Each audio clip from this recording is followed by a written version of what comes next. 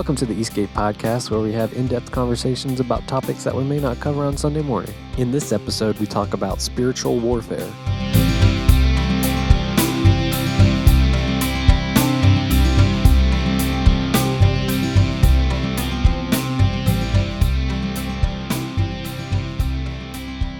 Happy Friday, everybody. My name is Nate. Welcome to the Egcf Podcast. I am joined by Blake Roseman. Hey. I am joined by Tyler Jones. Hello. Annie Jones. Hi. Janelle Green. I hate this. Robbie Woodrum. Hello.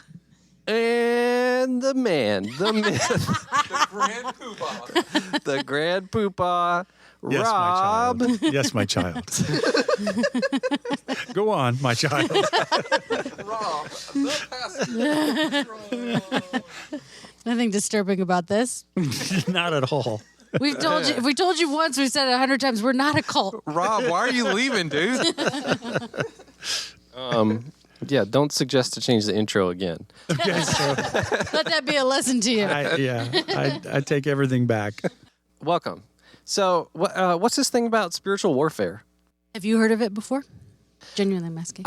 Yeah, I've heard about it. I can't say that I know much about it, but I've heard You haven't fought spiritual yet. warfare where there's demons and stuff and angels and they're fighting each other and Sometimes we're in the crossfires. sometimes yeah. Interesting. That's an interesting conceptualization of it all. Yeah, well, I mean, look, it's a biblical concept. The idea that, we go to Ephesians 6:12.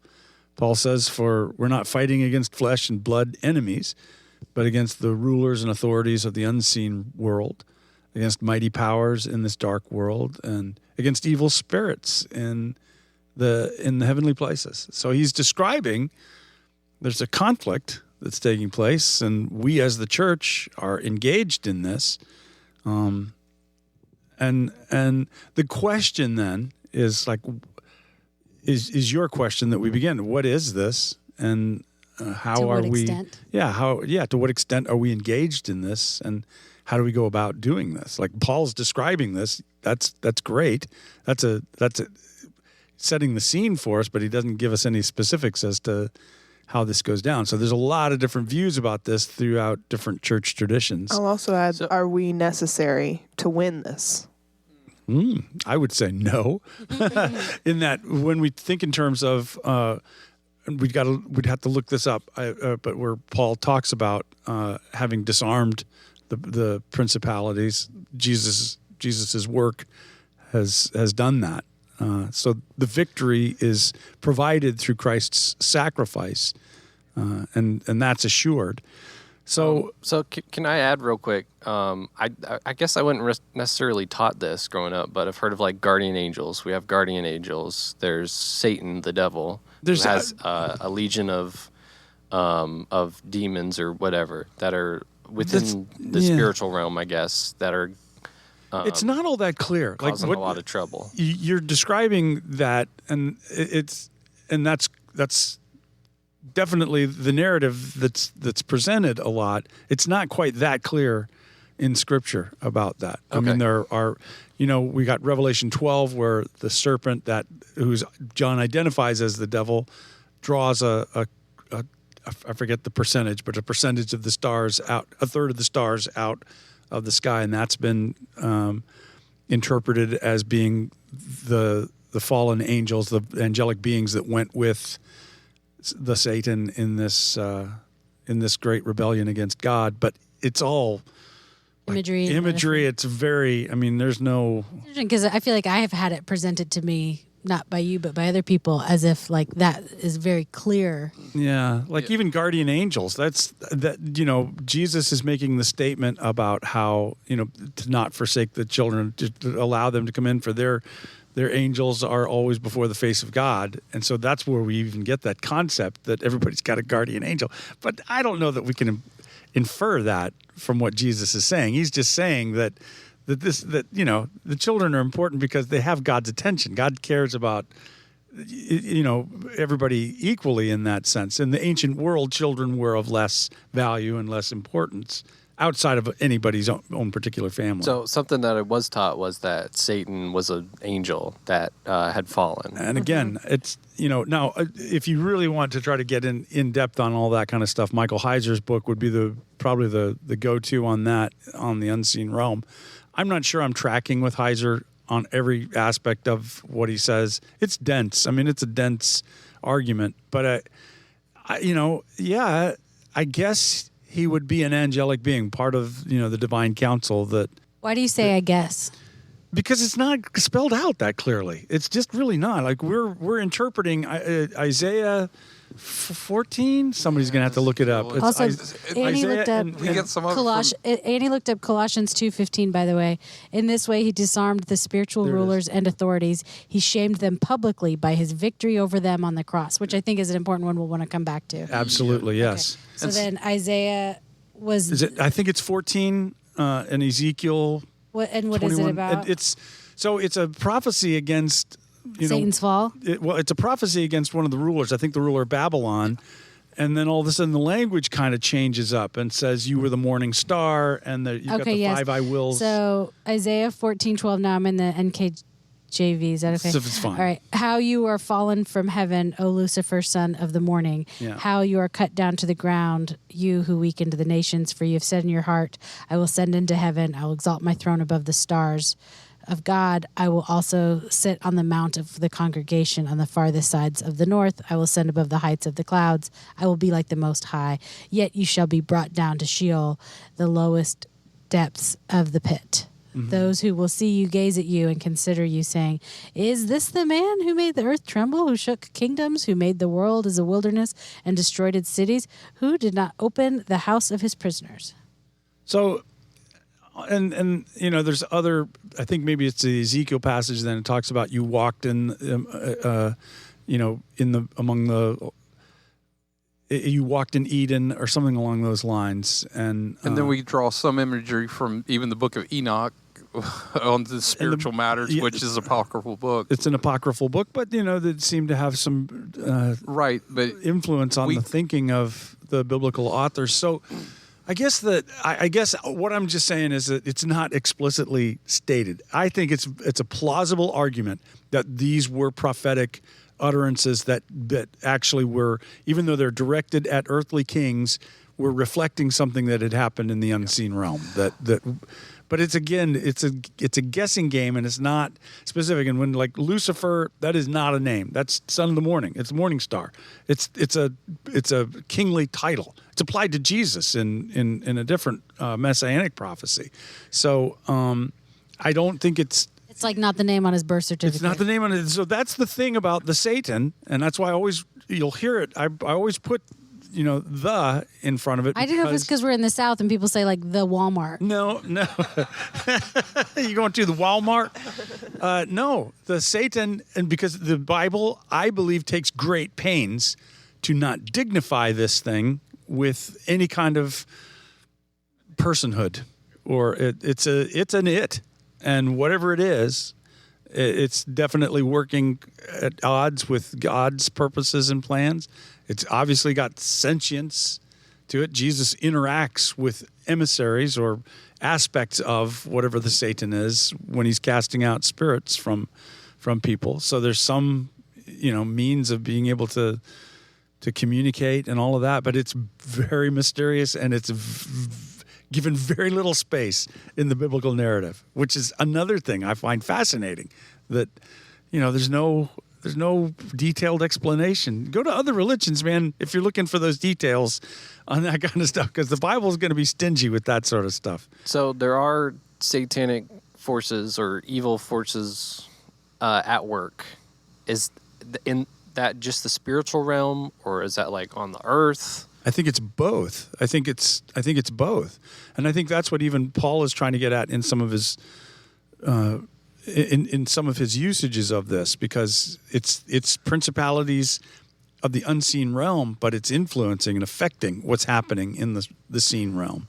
So can we fight against these forces of evil, I guess? Tinfoil hats, I think. Are we supposed to? Yeah, and are we supposed to? Yeah, so that's so like you had brought this up. Did you bring it up in our conversation just now? But like what Paul is describing here, we wrestle not against flesh and blood. Our battle isn't with flesh and blood. In other words, there's no human being who's going to be our enemy. That, you know, we love our enemies. We pray for those who persecute us. But there are unseen forces at work, and he's saying that we're wrestling with them. But he doesn't explain how. He doesn't tell us what we're doing. But if we want a clue, we can look at apocalyptic literature like Daniel. And in Daniel chapter 9, maybe 9, maybe 10. I just read it on Monday. Yeah, I believe it's in 10. No, it's in 9. I'm sorry. It's either way. When Daniel goes to prayer, he realizes Israel was supposed to be released after 70 years. Was supposed to be going back to the homeland. So he begins praying, and he's praying repentance and everything on Israel's behalf. He's confessing the sins of Israel. He's praying for God's help. The angelic messenger shows up, and he talks about how from the moment Daniel began to pray, he was set out as an emissary to answer him, but he got held up by the prince of Persia, the forces at work, maybe territorially. That's kind of the implication that, you know, Michael had to wrestle his way through that. So here's what I'm going to say is what it's depicting for us, a picture, it's imagery of spiritual warfare. What's Daniel doing in this? Praying.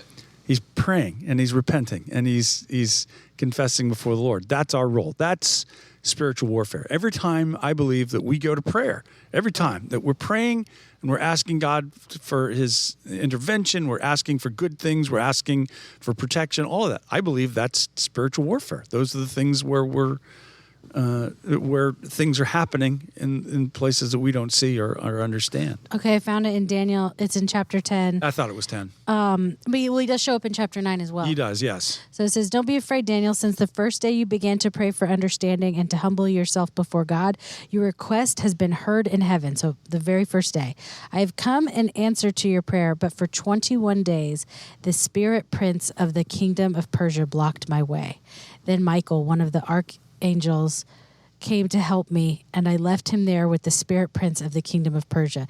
Now I'm here to explain what will happen to your people." So it's this unseen realm where like they're fighting, Yeah, and it's another kind of- angel had to come and bring backup so that he could go deliver this message to It's Daniel. cool stuff. I don't, Yeah. you know, how a person interprets that's going to be, you know, up to them. But I do think what we get there is a really good picture of what spiritual warfare is. It's when we're praying.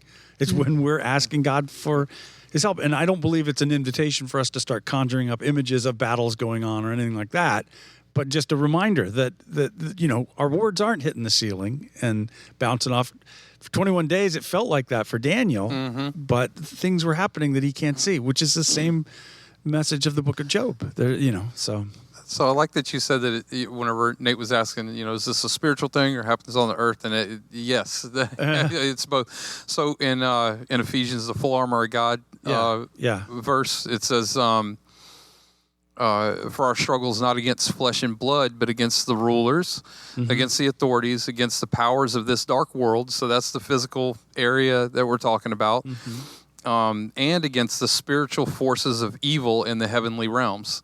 And then all of the things that it talks about with the armor of God is, I don't know, I know that this isn't the right word, ethereal things. They're not physical. It's not saying like to grab a sword and to put on like, you know, good shoes or No, whatever. he even describes what each thing that he is talking about using the imagery of armor for, Yeah, so I mean, you get the belt of truth buckled around your waist and so on and so forth. And so, but I do think that that's interesting that there are also, whenever he's talking about these things, it's not talking about like, I guess, a group of people that are doing, you know, drinking too much on the weekend or whatever. You know, it talks about authorities, like the systems that are in this world can become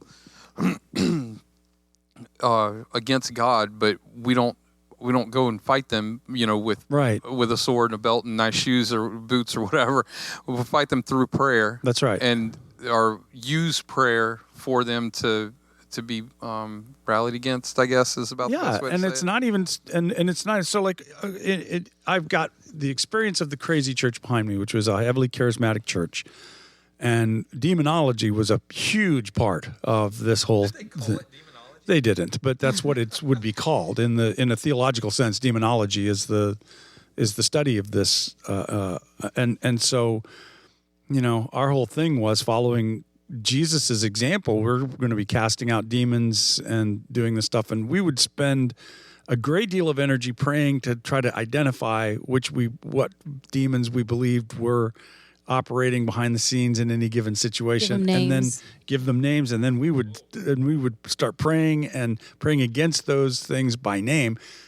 All of that stuff is absolutely unbiblical. There's nothing in Scripture that ever encourages us to interact with or to try to deal with the Satan. Do you think people use Jesus' example of with the demons as a reason for why? They do. I'm sure they do. But you don't think that? So here's what I think is really, really interesting about this whole thing. So like in the crazy church, we were so into demonology, and we had what we called deeper deliverance, which meant that we had, that there was all kinds of demons that were associated with us based on family ties and soul ties, and we had all kinds of things, or open doors that were there, that maybe objects in our house that still had a demon attached to it. And so we had to go through deliverance on a regular basis, start casting these things out to get fully cleansed and cleansed. Because I've had an experience with that in a church as well, and it's like you go to a garage sale and you gotta be careful. Yeah, to cast the demons out of that thing because Okay, so what I want to say. How is this different from witchcraft? Well, I was just going to say it's not, and I'm telling you, it's closer to animism than it is to Christianity. What's animism? Animism is the belief that spirits inhabit everything. So and so you've got to appease the spirits and make sure you handle them properly or whatever, or things will go bad in your life. So what's going on with the demons that Jesus is casting out? Okay, so Jesus does. I mean, that is part of his ministry. But here's what I want to think about with this, and this is really, really stuff that I've had to ponder a lot. What Jesus does. Jesus casts them out. He says to his disciples, "I saw Satan fall like lightning." In other words, his power, his ability to do so many of these things has now suddenly been limited based on what it is that Jesus has done. Jesus, during his ministry, cast out demons. Paul casts out, we have two instances where there's demonic presence and Paul casts them out. And then it goes silent. And we don't hear of anybody doing anything out of the gifts of the Spirit that Paul describes. None of them are casting out demons. It is never mentioned again in all of his epistles. He never talks about it. And when you encounter a demon, here's what you got to do. Instead, things that we were ascribing to demonic forces, he describes as the works of the flesh, and how we're overcoming those things. I think there's something significant in that. I don't know that I'm not willing to say, yeah, there's no such thing as people being possessed by demons anymore or anything like that. But I believe that something's changed, something fundamentally changed in the whole process, at least on the biblical narrative side of this. And I think it holds true. The fruit that I've seen come from people that get deeply involved in hunting for demons or interacting with demons is overwhelmingly bad fruit. It's terrible. And so to me, if we're going to use Jesus as criteria, you're going to be able to judge if this is true or not based on the fruit that it's producing.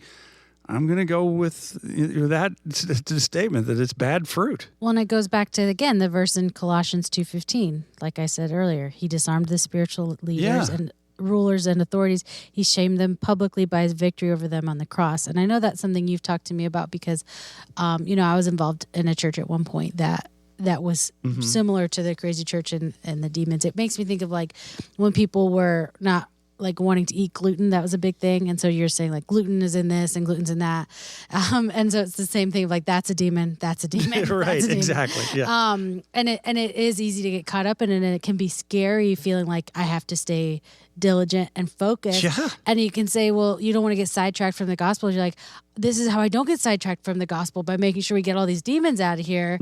And I remember talking to you about it, and because I wasn't living here at the time, and I remember now I can look back and think like, oh my gosh, what were you thinking with me being like, and this is a demon, and there's a demon in my room, and this person, you're like, oh good Lord. But I remember you talking about too of like, but Janelle, like as a Christian, and now that we're saved, we don't have to be scared that a demon is going to live inside of us. The Holy Spirit is living there, and that's something that I think was very different from what I was hearing where I was. Mm-hmm. So what would you like? Do you want to expand on why you think that? I just don't believe that there's any scriptural basis for saying that a Christian is going to have a demon indwelling them. And I know that people get into they say, well, he can't be possessed, but he could be oppressed or da-da-da-da-da-da. Again, it's parabiblical. That's all I'm saying, is that if there were something in the Bible that was going to lead me to that conclusion, I'd be all about it. But I don't see that anywhere. I don't see Paul saying, make sure you don't open doors, or the devil will get in there and things will happen and you'll have bad luck or any of that stuff. Paul says, resist the devil and he'll flee. Well, how do you resist? You basically do the opposite of what it is that the enemy is trying to do. If you resist, if I pull you this way, you resist by pulling back the opposite direction. That's how we resist. We don't have to. We're not talking about fighting and getting into brawls or anything like that. We're just talking about resisting those temptations, resisting. Yeah, I think it's interesting in the verse you read how Jesus shamed them was by dying and not overthrowing them.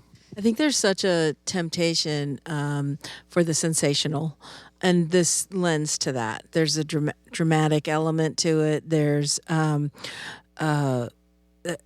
a dopamine hit maybe for some people to feel like, oh, the elders of the church are going to pray for me. And I know Rob had gone through some experiences where he was helping pray for people, and there was a little bit of the attention.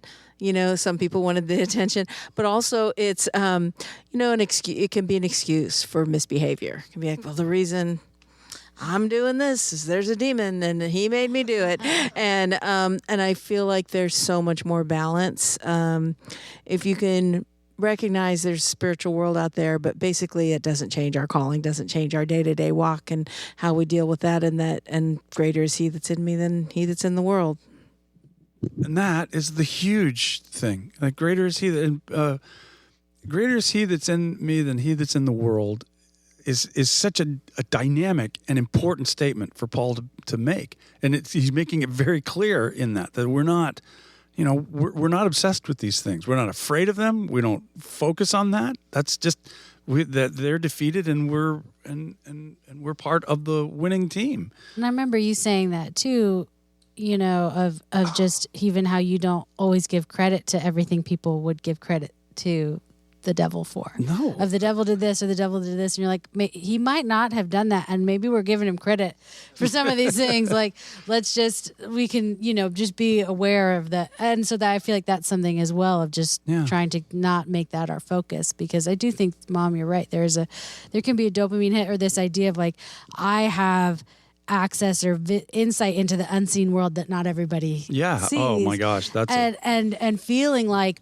you're living in this way, but I am seeing into this, and there would be you're right, the fruit was not good. There's so much fear, and I just remember too. I mean, it would be this thought of, someone's coming into church and we're looking at them and people say, okay, I think this person on the other side of the room, they have a demon.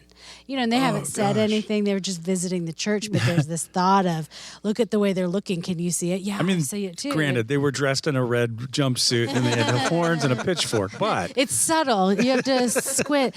But I remember feeling that of like, this is the good work that we do is by being diligent and working against these things. And I think that you're right, though, of what Paul talks about of like the works of the flesh is what the kind of focus becomes on. And then it's so much easier to just point out the demons and everything, like you said, Mom, rather than just. I mean, I was involved with a guy. I mean, we were doing deliverance ministry. And so people were just, they'd make appointments and they come in and they talk about these things. And we're supposedly discerning what the demons are that they have to get cast out and stuff. And I would say that the majority of people that were coming into this were people that like you had said, Robbie, really wanted some attention, or B, needed therapy. I mean, they honestly just needed somebody to talk to and talk about things that were going on in their lives or their things. Yeah, and this provided a platform for that. Albeit, then we got to start screaming at demons and afterwards. But Did y'all do the naming thing because of what Jesus did with the man in Gethsemane? It said, "What's your name?" Not Gethsemane, but yeah, Garrett. There it is. The Gadarene. But but that's. But yes, and he names himself as Legion, and that's I still say. Yeah, but then so just to be clear, that whatever that entity was named itself, you guys had to give names to. We felt empowered to start giving names. We believed that was discerning of spirits, is that we'd get a name pop up, and so we'd start, or we'd ask. What kind of names did y'all come up with? I don't know. I don't even remember now. Do you remember any of that stuff? I don't. You blocked it out. Janelle, Was a female not Jessica, part of that ministry? Oh, Bradley, It's usually just one name. Daniel. Spirits of division or spirits of love. I Yeah, got exactly, you. that kind of Yeah, stuff. it would Okay. be like naming like what it's the harm it's doing. Yes, yeah. and Okay. and again, so I still insist, we have no idea who Jesus is talking to when he's with the Gadarene demoniac. I'm more convinced he's asking the guy, "What's your name?"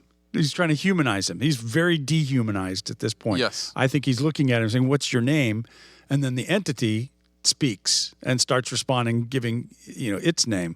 I understand. And so but I think that we're extrapolating a lot if we believe that gives us license to start. And that's what I was wanting to get into. It's interesting that what we do with the Bible sometimes as Christians, there's this big emphasis on these things, and we've, like Nate had all these ideas of these things that come into Christianity. The third of the angels got taken down with Satan and all this other.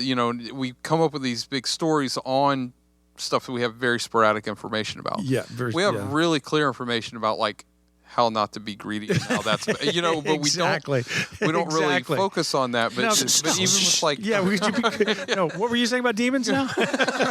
but with eschatology and the spiritual realm and stuff, it's all the things that we don't know about that don't have a lot of information about that. I guess we as humans just want to fill in these things and try and figure out what's going on here.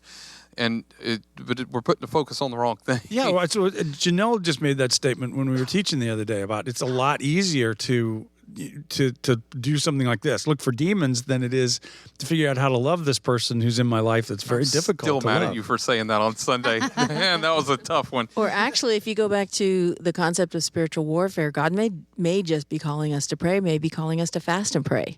And sometimes that's the big part of the spiritual warfare. Is like, I think I'm supposed to skip a meal. I don't know what's going on, but I'm going to pray. I'm going to trust God that He's in control. I'm going to try to follow His leading, or that kind of thing. I think it's just not always known. It's not as fascinating or exciting, but I think that's a lot of times what's involved. Yeah, Well, and it requires more surrender. We want to be like, when we hear spiritual warfare, like, I'll be on the front lines with you, and the angel's like, you're actually getting in the way. If you could just sit Peter down? rushing forth with the sword. yes, and we're like, I'm helping too. Yeah. What I'm picking up in this conversation, and I feel like God has been revealing to me, is that we're not working against anything. We're working toward something. There you go. Right on. Towards something greater. Yes, and we're facing resistance as we're moving, as we're wanting to advance the kingdom of heaven here, not through political machinations or anything like that, but through prayer and through demonstration of what the world could be if God were in control. Well, God's in control, but what the world would be like if we would recognize His divine rule, and so we display that sort of thing, and that's the work that gets resisted, and there's things that we're not trying to tear anything down. That's the whole thing. Like the gates of hell will not prevail against the church.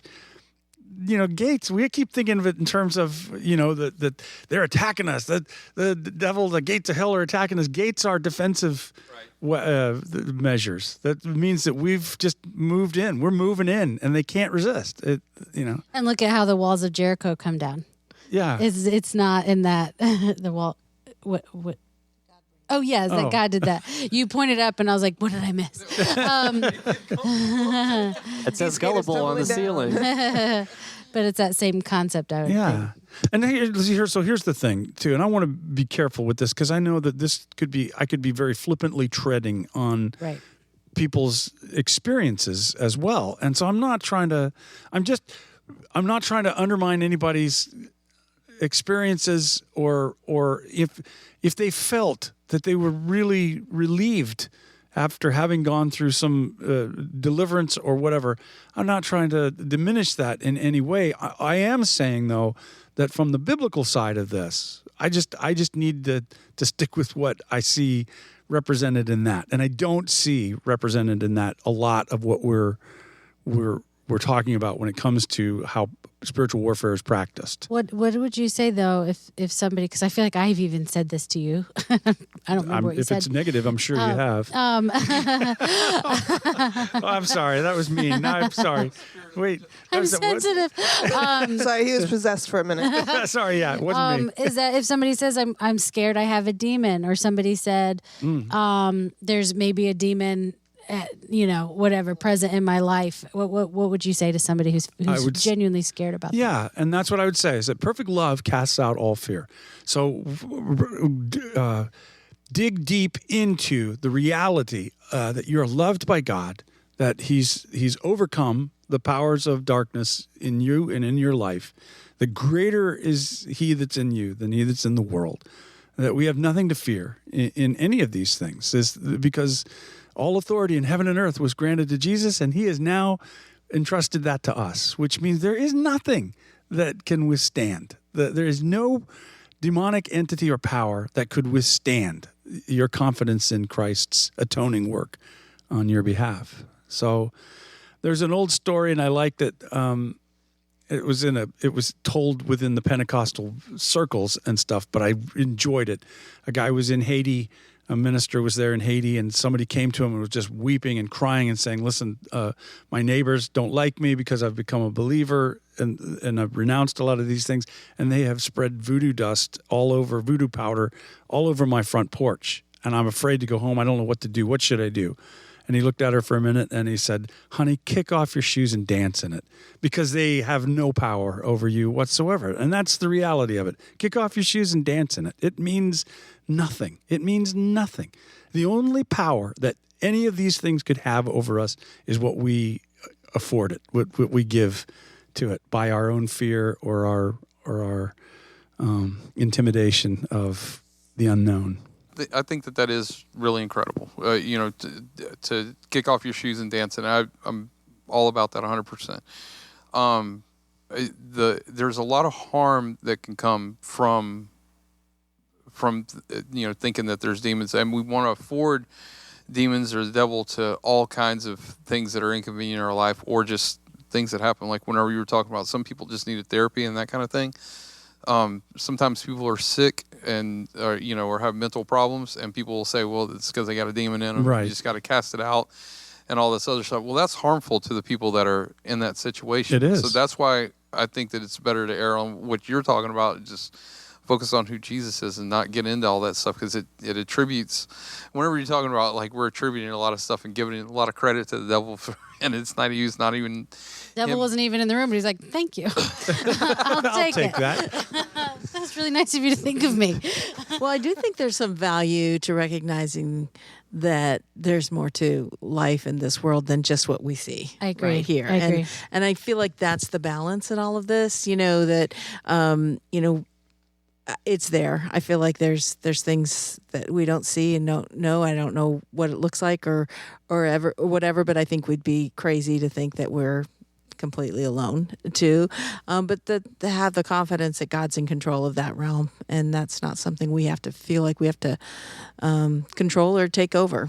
But the whole point of the spiritual warfare, is that a biblical term, by the way? Not really. I mean, Okay. what I'm describing, but that's... Okay, but there is obviously some sort of attention in the spirit realm. I mean, like, it's some not sort of what? attention in the spirit, attention? or conflict, or There is some, There is tension, some sort of tension. conflict. did you think I was doing math? I thought you're saying intention or attention. Attention. I wasn't sure what you were saying. It was Cajun. That's all I could make out. What I A was saying? spirit Spicy. of Cajun. No.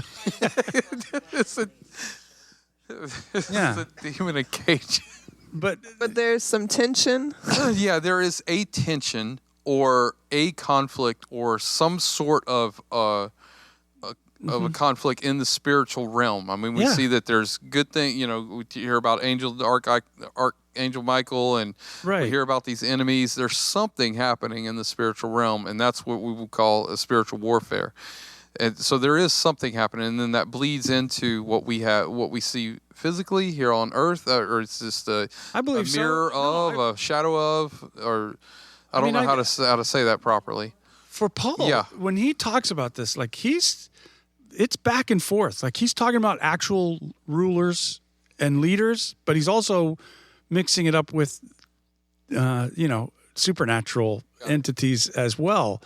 So for him, it wasn't that much of a dividing line. For him, it was, this is happening. There's evil happening here. People are being persecuted and hurt. This is the work of our enemy. And it's working, it's being exercised through the actual authorities and systems that were in place. And so, got it. And so but again, I just don't think the overwhelming sentiment of the New Testament is never focused on what we can't see or any of that. I mean, it's in terms of trying to resolve it or get involved with trying to, resist that. It's always focused on the actual work of the flesh or the actual behavior of the person or that sort of thing. Does that make sense? Do you see what I'm trying to say in that? I don't know. I think I got myself convoluted when I was trying to say it. I mean, you can cut for this from the podcast if you don't want to talk about it on the podcast. But I had never heard of hell houses until I started dating Tyler, and he's been. Did he to take one. you to one on a date? Living in it now.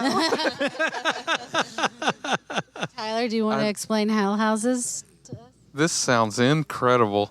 So it's basically a haunted house. I've been to them. But yeah, so they take you through, and it's to scare you so that at the end of Just it, scare the hell out of you. yeah, basically, yeah. And so the one that I went to was about these two girls who were in a car crash, and Mine too.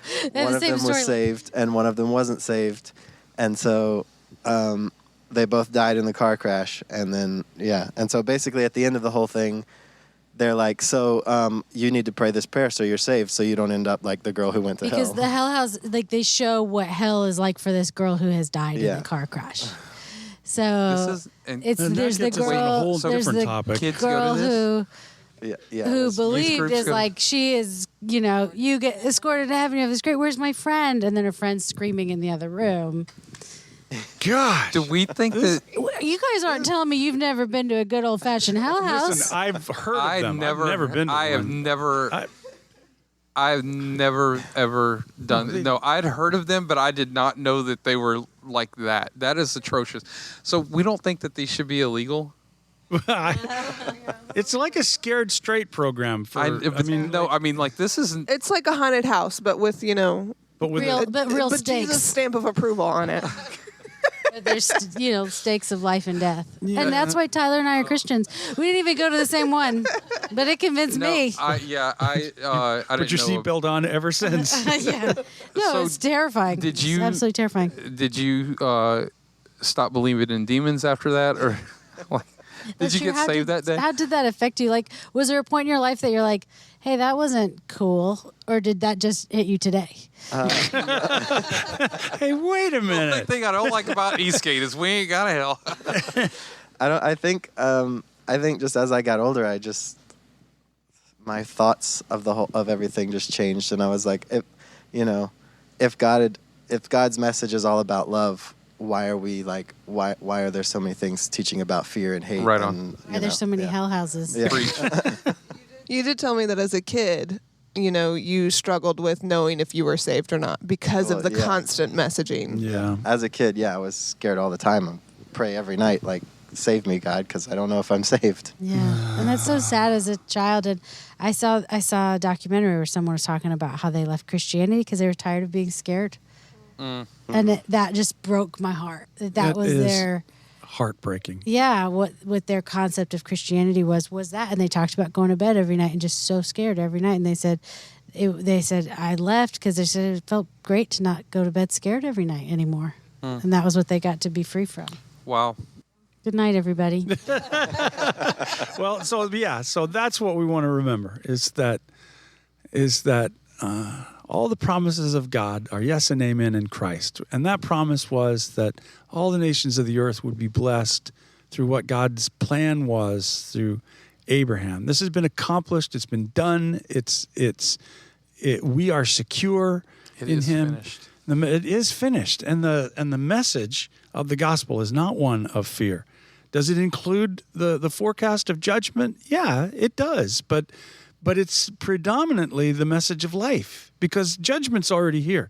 That's why John 3:16 is great. John 3:17 is so vitally important to have included in it. God didn't send His Son into the world to condemn the world, but that through Him the world might be saved. The condemnation's already here. The Satan has already done all this awful stuff. The whole world is in the state that it's in because of what the Satan has done.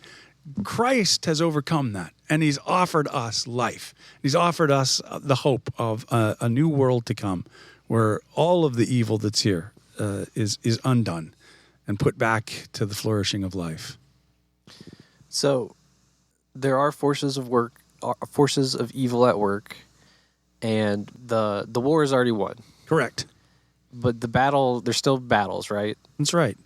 And how we can fight those battles is by entering into prayer. Yeah, is being consistent with the mission that Jesus set us on. So that's prayer. That's going out and demonstrating the reality of God's kingdom. That's living according to His values and following His intents and pursuing His priorities. That's how it's all accomplished. That's what it's done. So that's a great way to. I've told this story before. I used to coach football when my kids were in a little younger than middle school. Yeah, it was before they got into the school program. And we were a beach football team, and that meant we were terrible. And so we would go and we'd play other teams, and we would just get decimated. And at one point, I was looking at the score, and it was going into the halftime. It was 60-something to nothing. I'm not kidding. That was the score. And, we were looking at that, and the kids were like, do we have to keep going? And I said, well, unless they call the game, which they should have called the game. And they did. We didn't get to the fourth quarter. But we still had to go back out on that field. And so I was saying, in my analogy, everybody on the Springfield team, everybody wearing a Springfield jersey had won that game. Logistically, it was impossible for anything to be different. But they still had to go out. And they still had to snap the ball and run through the plays and keep scoring against us. But I mean, they still had to run the risks, of collisions and all of the stuff that were involved in that game. But the game was done. It was a foregone conclusion. Everybody with that jersey, everybody that identified with the blood of Christ has won. It's already done. It's done. And so, yeah, there's still conflicts that we go through. There's still things that we go through in this world. But that doesn't change the outcome of any of this. That is secure and certain. Awesome. Thank you. Thank you. If you, the listener, have any questions, or if there's something you want to learn more about, you can send us an email at egcfpodcast@gmail.com. Thank you so much for listening.